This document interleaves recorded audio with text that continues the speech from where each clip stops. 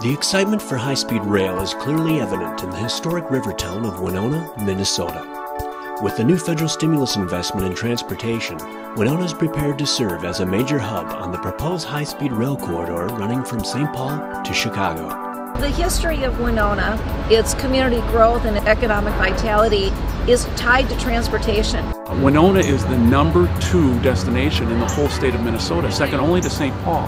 When you measure the potential of the river route against all other routes, the potential is greatest on this river route. Businesses, manufacturing, and tourism all stand to gain from the potential investment in high-speed rail, and each of these sectors is active and ready. We get a lot of people who come from Milwaukee and Madison and the Chicago area, so having the additional number of trains would certainly benefit us. And in addition, these same rail lines provide an important link to our various manufacturers being able to move their products and their goods and their raw materials on the commercial freight lines. I was one of those that joined on that comprehensive plan because we realized how it would affect the freight side of the market as well. The port here is the third largest port in the state. Without the rail, we wouldn't be here. With 2 universities and a technical college, the possibility of high-speed rail has become embraced by administration, faculty, and is becoming especially meaningful to the students and their families. Nearly half live within literally a few miles of a train depot. How convenient could that be to jump on a high-speed rail and be dropped off a block from our campus?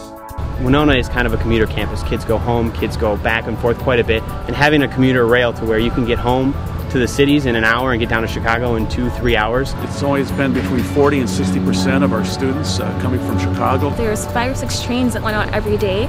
That would definitely give me more opportunities to go home and work when I can. And I've got relatives that live in Chicago. The convenience that's being offered with the high-speed rail is completely mind-blowing. My transportation time will be cut in half. It's a lot easier to coordinate a big field trip to a seminar that's going on in the cities or to go visit the financial district down in Chicago. It's a very safe option that I know my parents would really appreciate.